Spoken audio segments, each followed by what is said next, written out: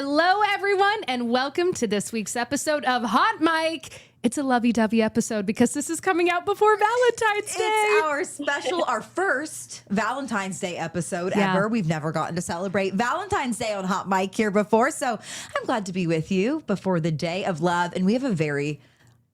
We always say this every week. I know. I feel like I'm seeing double, though. Yes, it's my sister is our guest on this week's episode of Hot Mic, Audrey Lorraine. She is Zooming with us from Indianapolis, where she lives. Hey, guys. Audrey, thank you so much for taking the time to be on Hot Mic.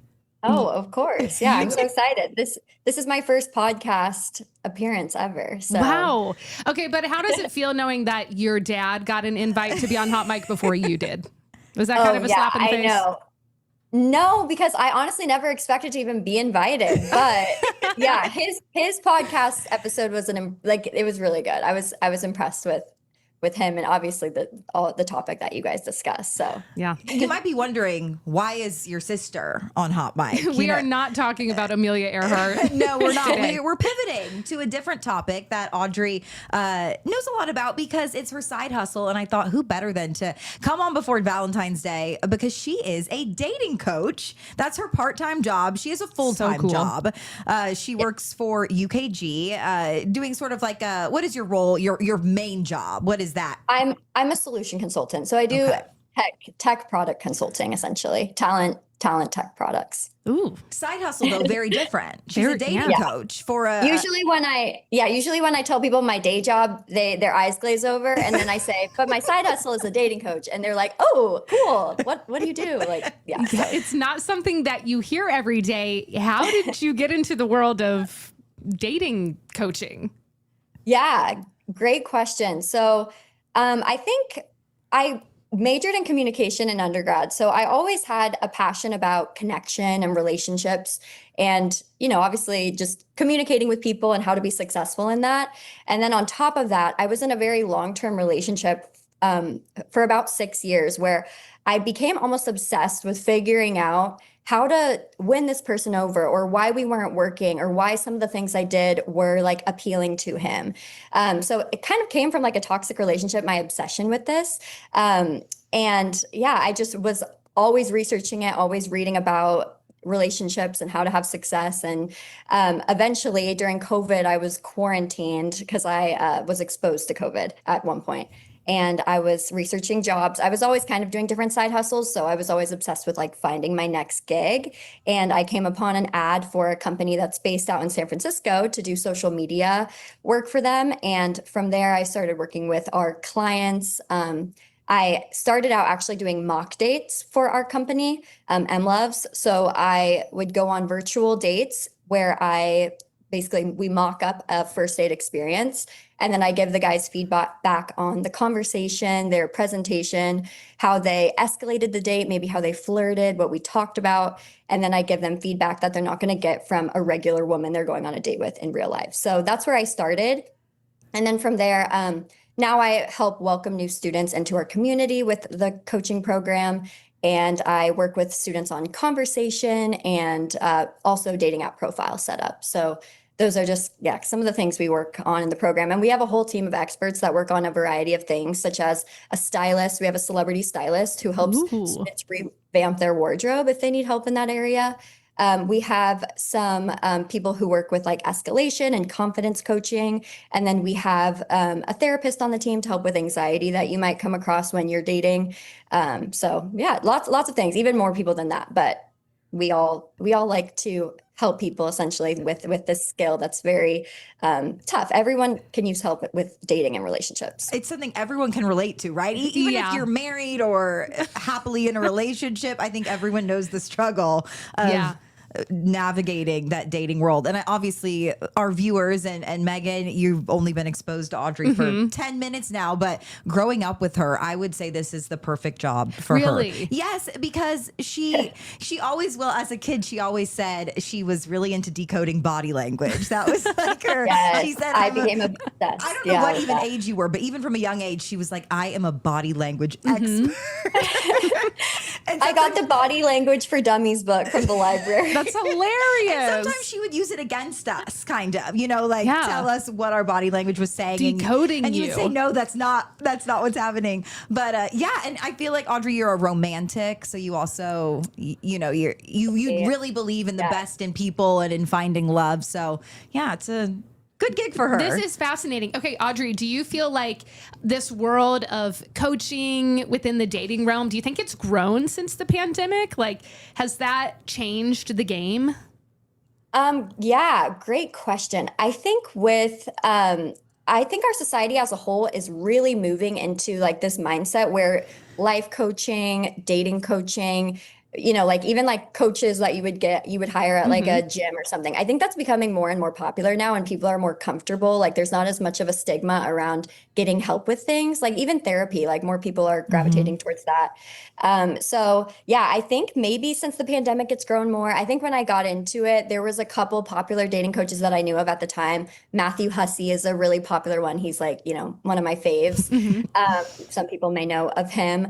But then, yeah, I think, I'm always listening to dating podcasts and stuff. There's always coaches popping up here and there. So yeah, I think it's definitely grown in the last few years. And with the rise of dating apps, it's kind of a thing that it just opens up so many more questions for people. So everyone is wanting to know more, and there's a big need for it for sure. Yeah. Man, dating apps. That's what I was going to ask. What do you hear from people that their biggest complaint about the apps is? Ooh, I think with guys, their biggest complaint is that they're not getting anywhere. Like they're maybe matching with women, and they're not able to produce anything out of even a match. That's like they might have a brief conversation, a brief interaction, and then the girl drops off the app. So that's probably what I hear about the most. And then obviously like the basic need that a lot of people struggle with is like getting matches in general. Some people just need to work on their profile and tweak a couple things, and then that will improve tremendously. So yeah. What's your advice for people when they're building that profile so that they can still stay true to themselves, but also like put their best foot forward? What are some tips? Yeah. So I think honestly, something that I even kind of minimized in my own life that I think was crucial in like me finding my current partner,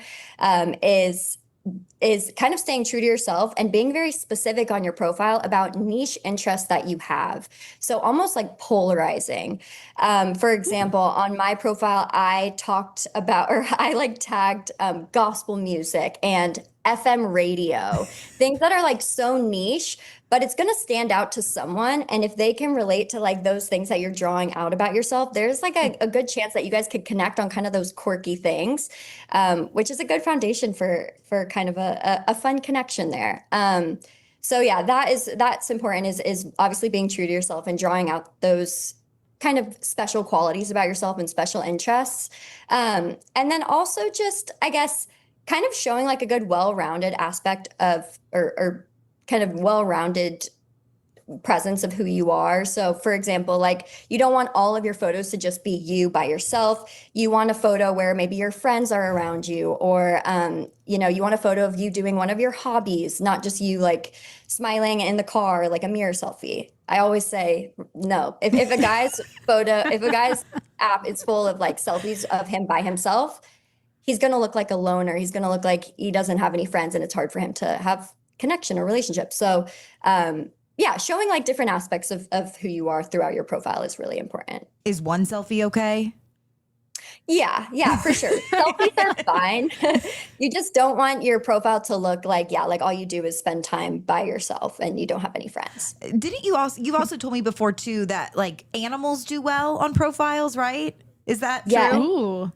Yeah, the animal lover photo is key because it shows people that you have a caring side to yourself, and that you're safe to be around. So we want to show a level of safety through the profile as well. And Emlovz, Emily, like there's the concept of the 6 photo archetypes. So there's 6 photos that we recommend having on your profile. There's the classic headshot, which is just like a really high quality, good headshot where you can see your face clearly, and it helps to add almost like a professional, side of yourself. There's the hobby shot that I mentioned. So that's you doing something unique. We don't want it to be a hobby that like everyone does. We want it to be a hobby that's true to you. So maybe like scuba diving or rock climbing, things like that. And then there's the social proof photo. So that just shows that you can be around people and that everyone is having a good time. You want people smiling in the photo and you smiling.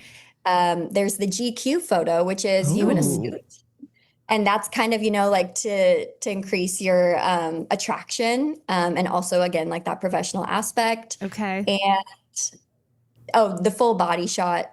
That's important just to show a woman like what you're bringing to the table. Yeah. Yeah. So yeah, those are some of them. I don't know if I mentioned all, but those are the photo archetypes. It makes sense. Like you don't want to judge a book by its cover, but you also don't want to walk into a date not knowing who you're meeting. I mean, do you ever run into that with clients? Like they'll go on a date and say like, wait a minute, you don't look anything like what you did on the profile. Totally. Yeah. Almost like a catfishing experience. Actually, I was just talking to my boyfriend about this.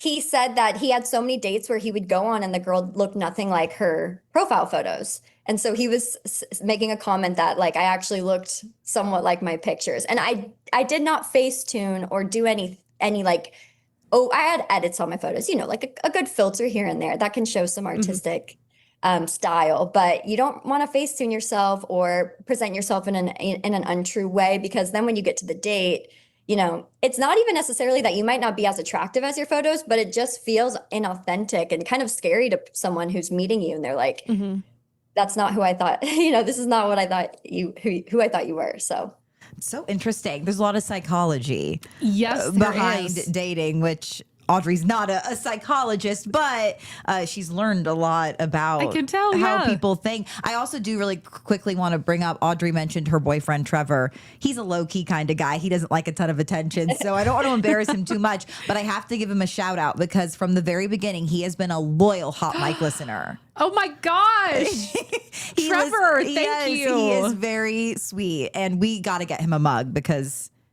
from the very beginning. And that should just be a note to any of our single listeners. You should add to your profile that you listen to Hot Mic. That is niche and it is interesting. There you go. There, you can find a fellow Hot Mic lover. And it indicates that you are safe. You are a safe person. Yeah, absolutely. Totally. That's a good tip too. Definitely. If you're willing to listen to, women and their opinions on things, that's kind of a green flag, right? I love that. That is a green flag. Okay. I'm curious, for the person that goes into a date and right from the get-go, they realize this is not my person. How do you approach the rest of the date when you know this ain't it? Yeah. Ooh, I dealt with that in my own experience. I think you always obviously want to be respectful. If it's a first date, you can keep it at an hour tops. Like you don't have to stay for, a long time with the person.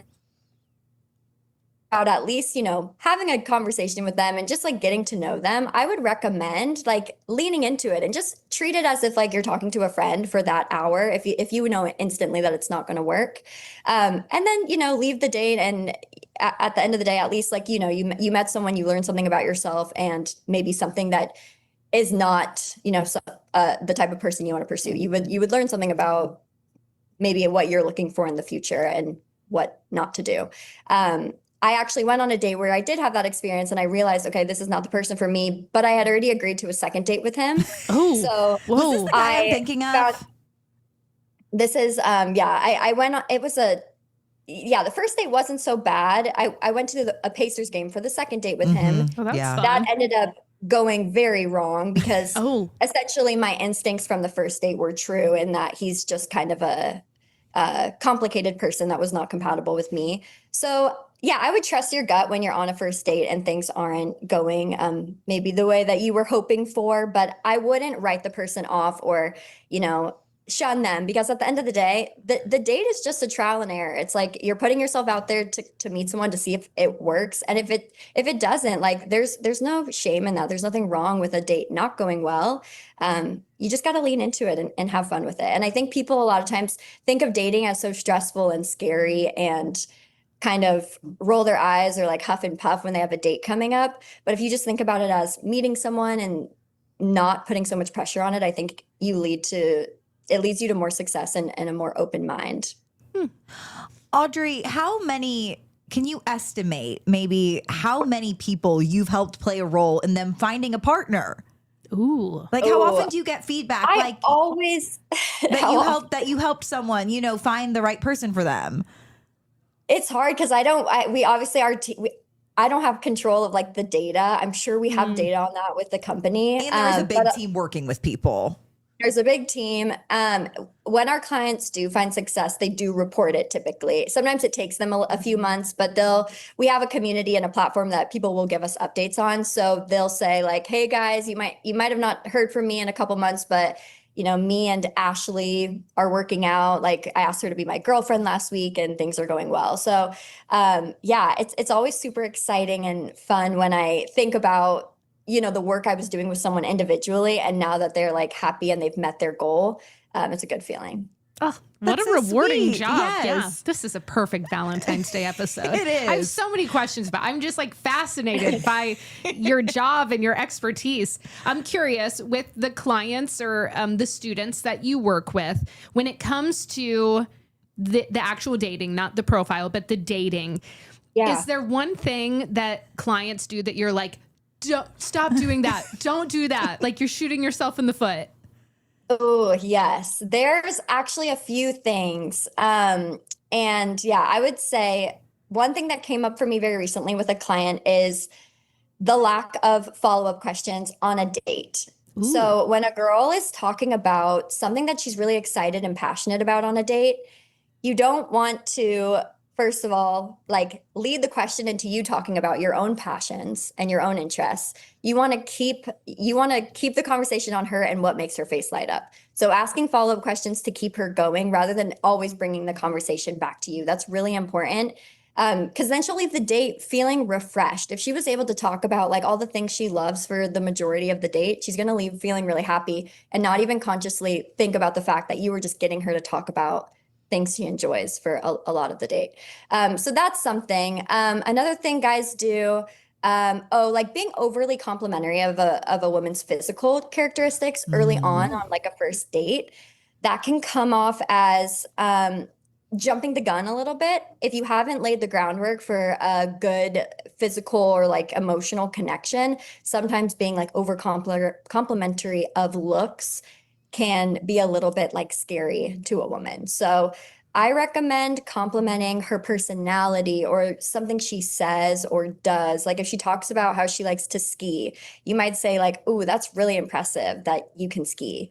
Or you might say that something she does is like really attractive or something like that, rather than saying, "Wow, like you look really beautiful today." That can just come off as a little bit jarring, especially when you're first connecting with someone.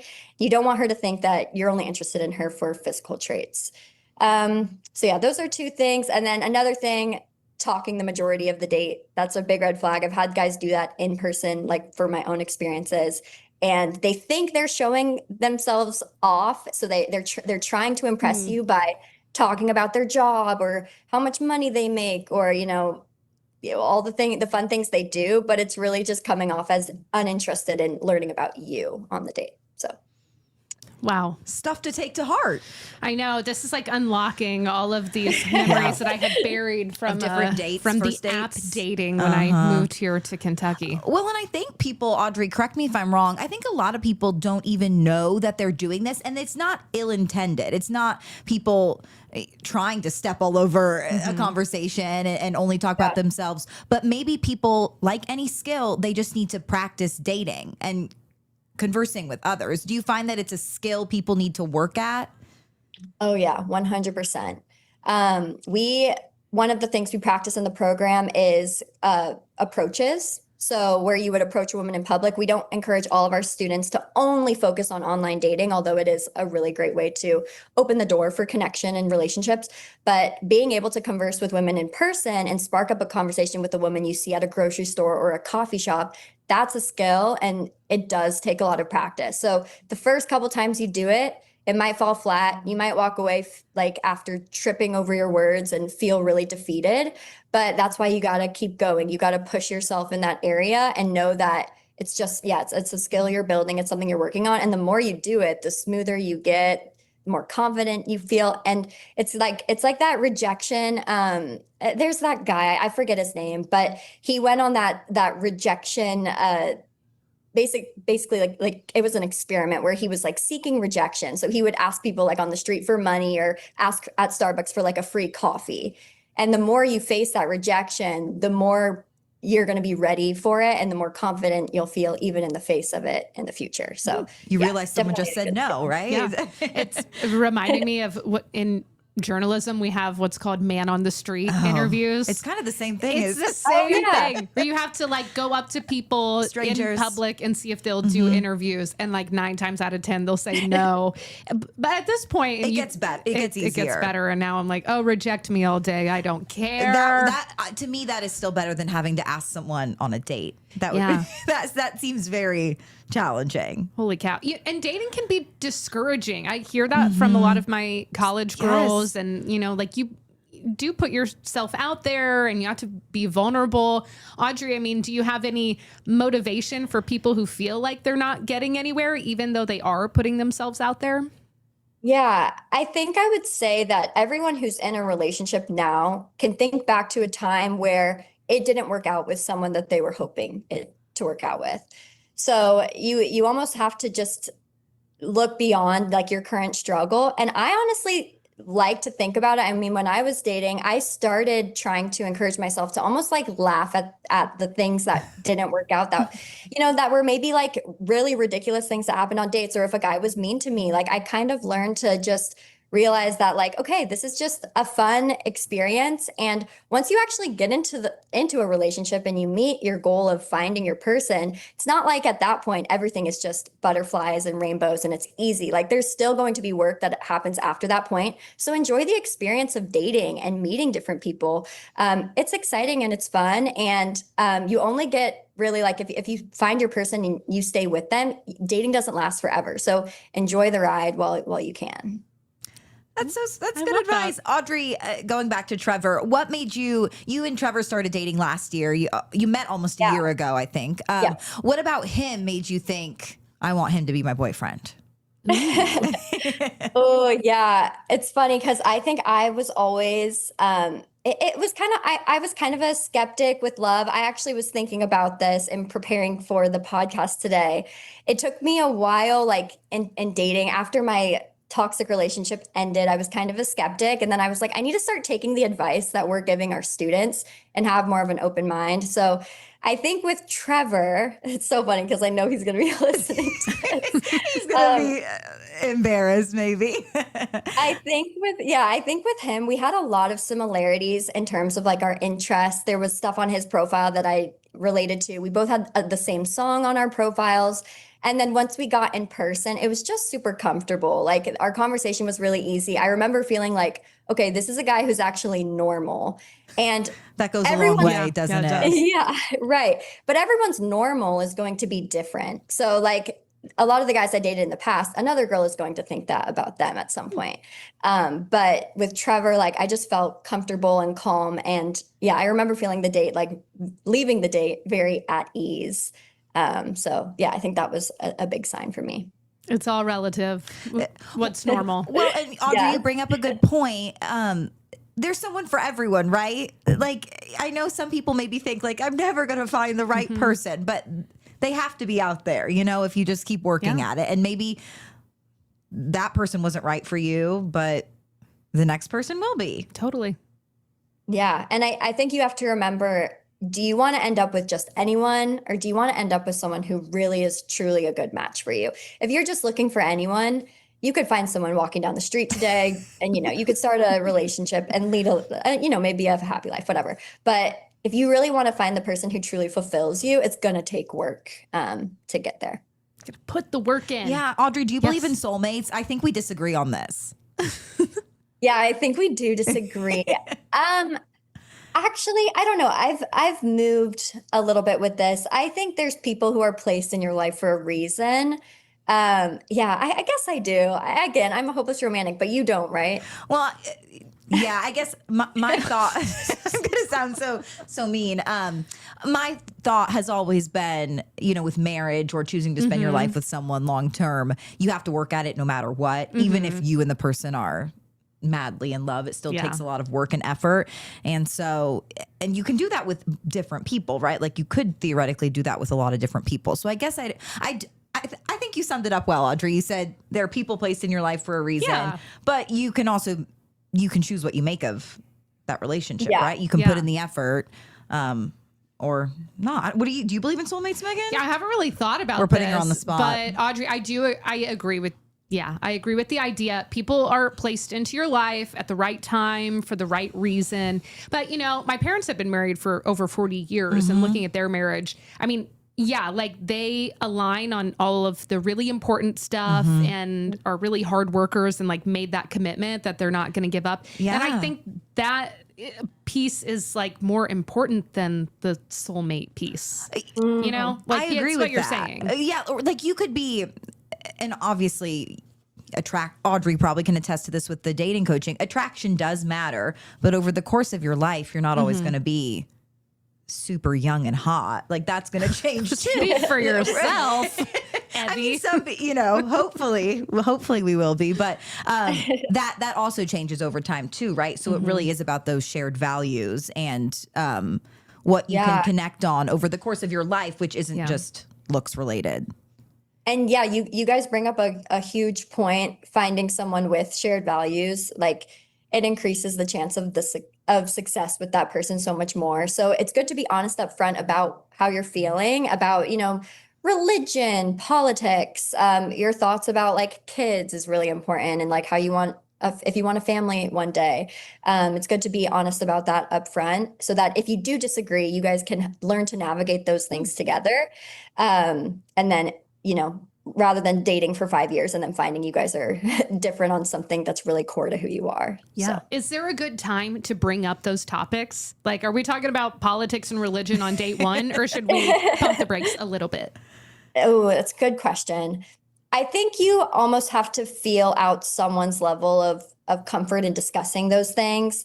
I honestly am a very open, transparent person. So I talk about that stuff very early on. A lot of stuff is like on my social media that might point people in the direction of those things. So I think it's fine. It's really just kind of up to someone on how open they want to be. But I would encourage, like, at least before you actually start dating, that you obviously know those things about each other. Good advice. This is great advice. I know. I think we have to have a recurring segment with Audrey because I think that she could share some advice that helps people. I want to like hook you up with some of my girls that are in the trenches of dating. We offer coaching for women now. So I work with the men, but we do have a women's program, and we also have a relationships program as well for people who find love and then they want just, help navigating that. Yeah, that's so cool. Do you work with all ages? Yes. Yeah, we do. So, anyone who like at any stage of life who is looking to kind of get help in the area. And I think a big part of our program that I know Thomas and Emily, the owners of Emlovz, really love is the community aspect, as I kind of mentioned before. Everyone is kind of in this together. So you don't feel like you're on an island going on dates with no one to talk to about them.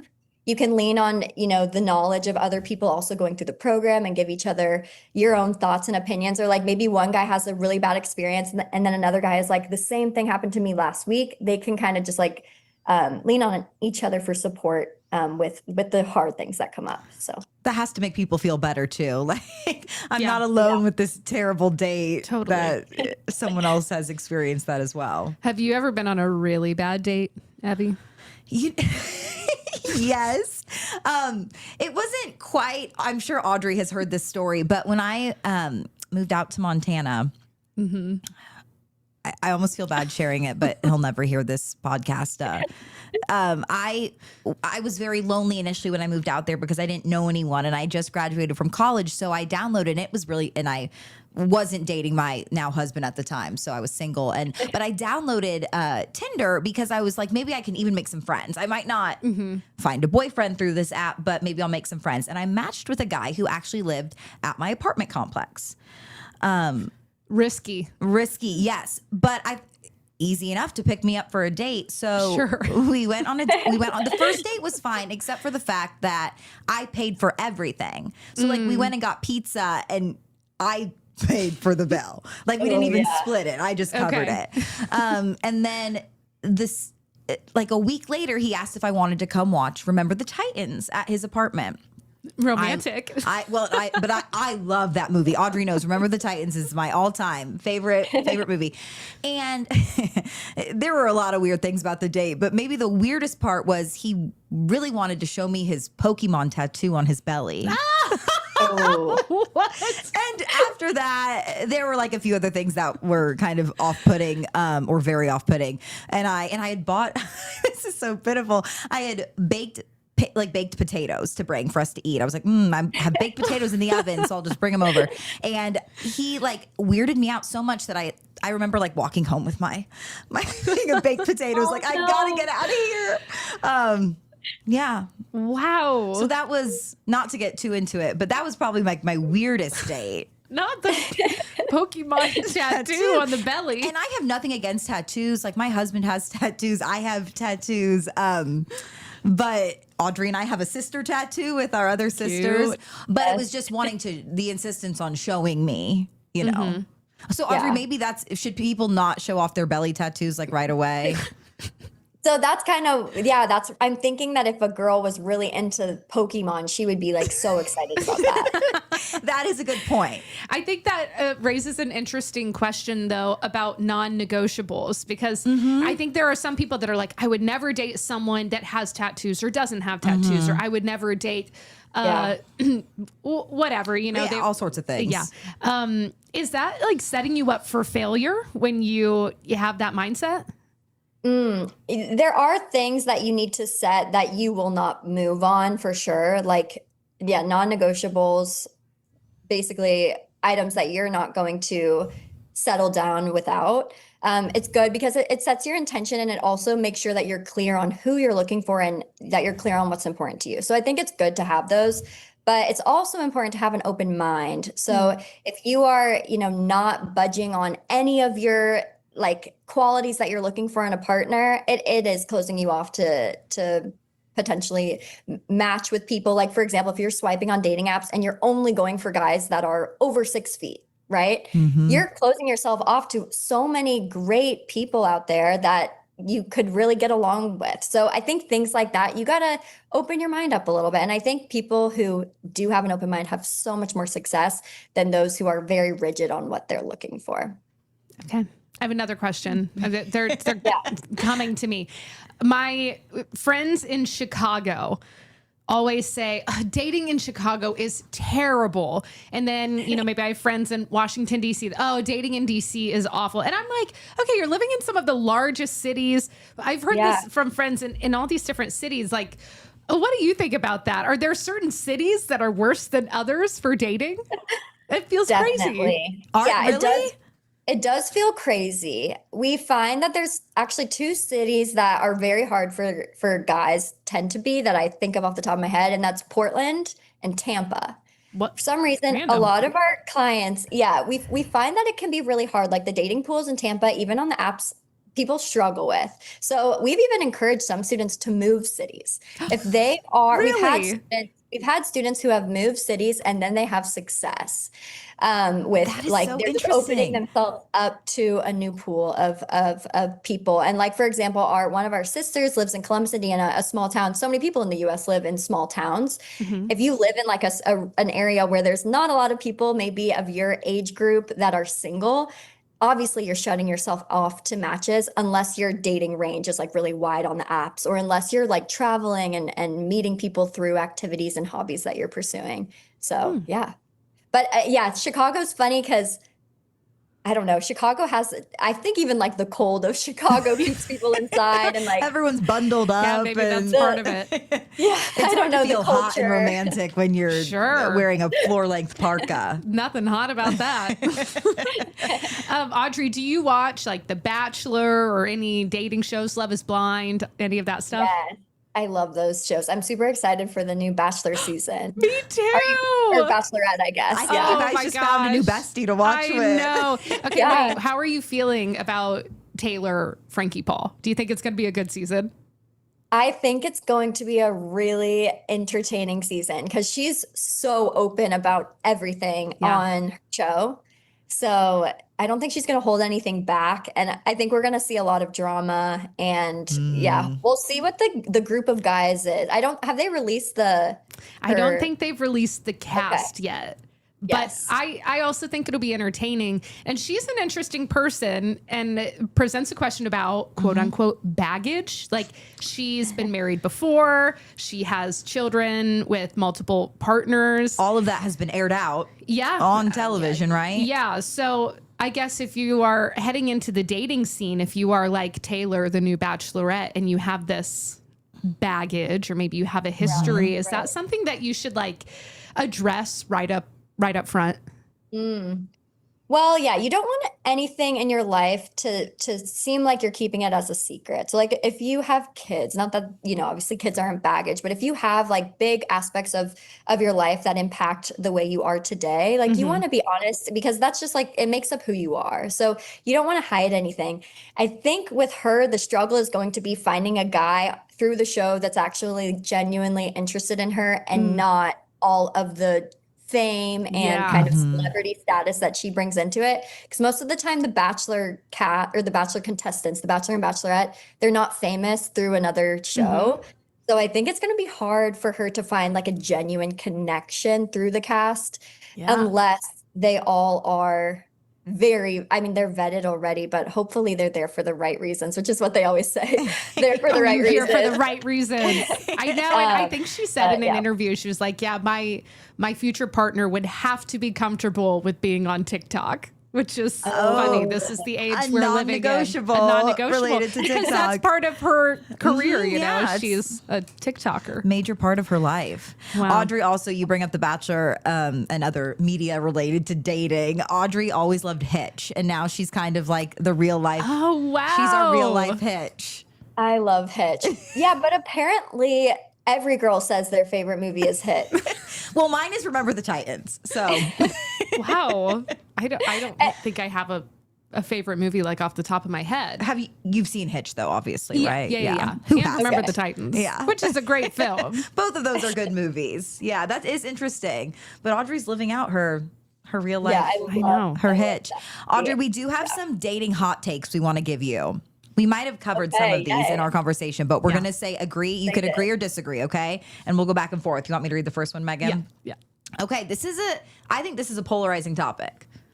Men should always pay on the first date.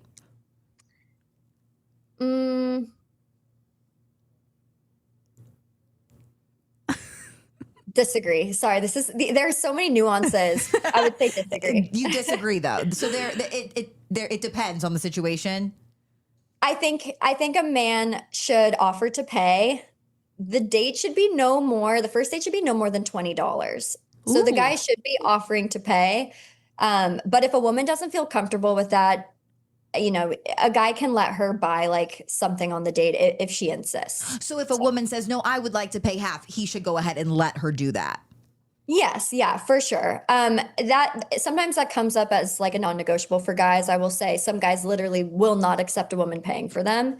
So again, you got to stay true to who you are. But I think as a man, you should offer to pay, and you'll find the level of comfort with the both of you in the conversation. That's a good rule of thumb, though. Like $20 cap for the first date. Yeah, I like that. Okay. Dating apps have made dating worse. Agree or disagree? Disagree. Elaborate. The dating apps truly open up your opportunities so much. If you're not on the apps, you're just really limiting the number of people who you could meet. And I think it's kind of foolish to not be on the apps. That's what I eventually thought for myself. I never wanted to meet a partner on the apps. And then one day was just like, why would I be closing that door? Like who is out there that I could meet on these apps? And that's how I met my boyfriend. So, okay. Well said. Okay. We hear this one a lot. If they wanted to, they would. Ooh. Agree or disagree? If they wanted to, they would. Agree. Yeah. I think I agree with that too. Yes. And that just refers to if someone wanted to put an effort. It's sort of like that movie, He's Just Not That Into You, right? Yeah. Like, if someone is interested in you, they should be putting forth effort, letting you know that they care. If he wanted to text you, he would. If he wanted to call you, he would. Yeah. Which we've all been the person waiting for. Very relatable. Yeah. It's a very relatable saying. Yeah. And you don't want to believe it, but maybe we found ourselves on the other side too. Because I've been in scenarios where if I wanted to, I would be putting in more effort. Absolutely. Okay. Ooh, this is good. Megan can relate to this. Not currently, but dating coworkers is always a bad idea. Ooh, disagree. Why do you disagree? Because I think a lot of people meet their significant others through work. I wouldn't, because I work remotely. So like I'm never there's no one to me. That's also why I needed to be on the apps. But yeah, I know of multiple people who have met their significant others through work. So as long as you're being, responsible and honest and obviously talking to HR, whatever it entails, I don't think it's always a bad idea. Well, and Audrey also has a master's in HR. So you can speak to that from a level of.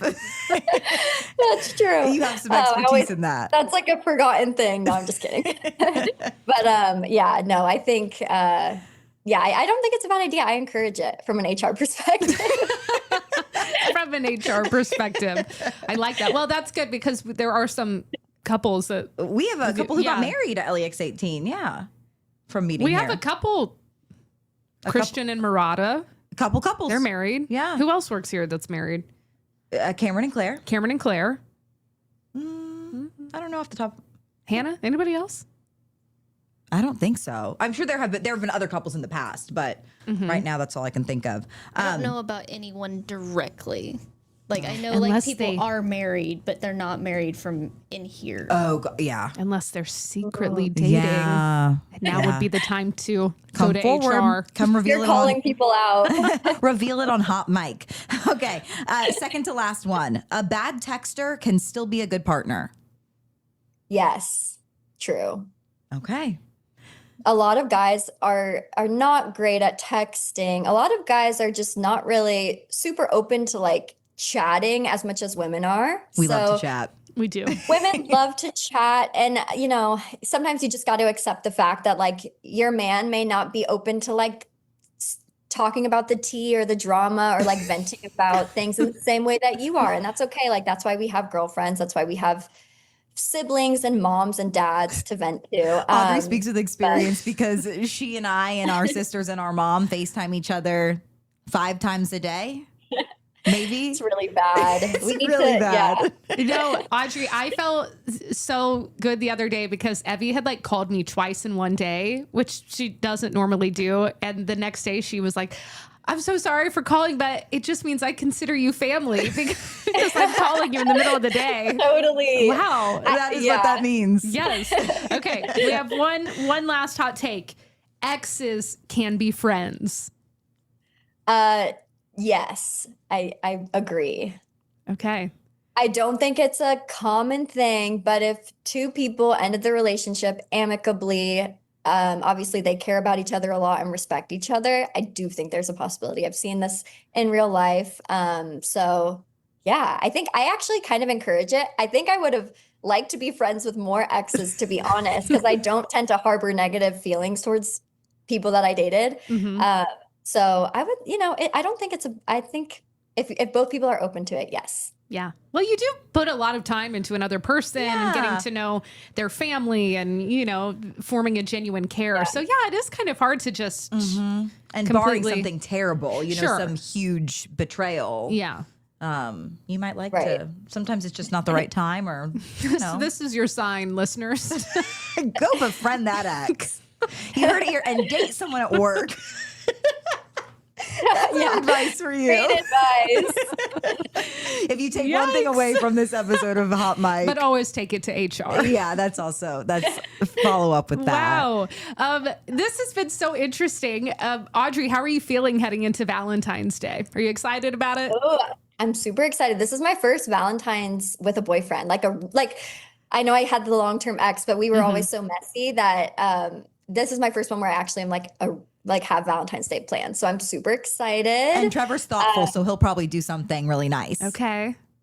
Yes. I mean, he actually thinks this is a hot take. He thinks Valentine's Day is a woman's holiday. So guys shouldn't expect anything. Oh, so like women should be getting the gifts?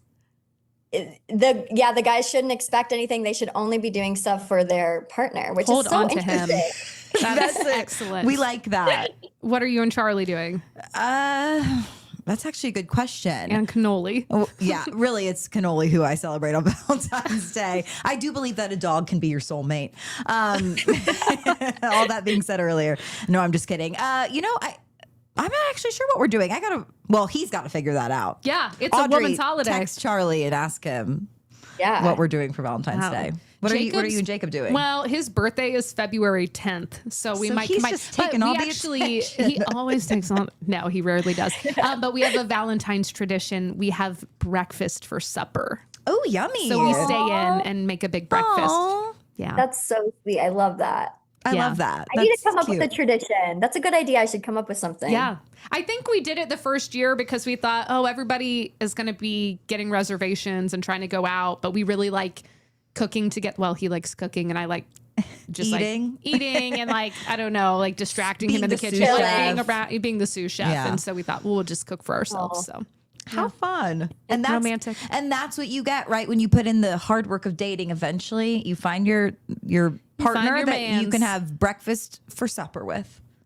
That's what's at the end of the tunnel. Poetic. Audrey, any final words of wisdom for the lovely single people who might be listening to this? Yeah, I would encourage everyone with Valentine's Day coming up to find something to do to celebrate yourself and your current relationships.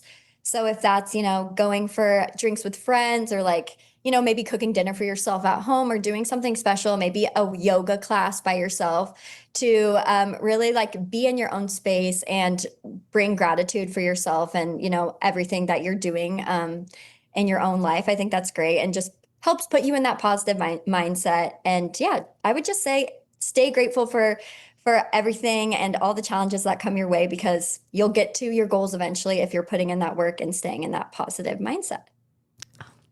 It's the perfect thing to end on. How lucky are you to have an awesome sister like Audrey? And Audrey and I, we used to be the sisters, I think, that fought the most growing up. Don't you think, Audrey? Totally. We didn't even get into that. There's a lot more to get into. I know. We're both debaters. We love to debate. Wait, and Audrey, where do you fall in the order? The third. Yeah. Okay. First and third. Yes. So we're 4 years apart. Yeah. Perfect amount to really get into it. Heads. Definitely. But it's funny how when you grow up and you get closer to your siblings because, there's nothing to fight about at this point. But we do still fight. You do? Whenever the sisters it's like we become 10 years old again. It's kind of funny. When we're all together without our parents, that's when it comes out. Their tears, yelling. We need our parents to be there as the neutral party. Yeah. Audrey, really quickly too, before we let you go, if people are interested maybe in Emlovz service, if they want to find out more, where can they go to get more information? Yeah, just Google Emlovz and you'll be brought to the site. And then from there, you can read more about our offerings and our services. You can read about our coaches, and then you can actually book a call with someone on our team to discuss next steps to see if you might be interested. So yeah, I would just encourage you to go to our website. And that is Emlovz, right? Emlovz. Yeah. Okay. I struggled to type that out the other day when we were researching. Yes. Okay. Audrey Lorraine, thank you so much for joining us on Hot Mic. Thank you guys. This was so an awesome episode. Yeah. I learned a lot. I did too. Yeah. Okay. Well, hey. Thanks for having me. I hope you guys have an awesome Valentine's Day. You too. Me too. Come back anytime. Yes. We should probably get the other sisters now. I don't want the rest of your family to feel neglected. We're just working through the whole family. Yes, we are. Yeah. Okay. Thank you so much, Audrey. Happy Valentine's Day. And thank you to our listeners. We hope that you have a happy Valentine's Day too. And we'll see you next time on Hot Mic.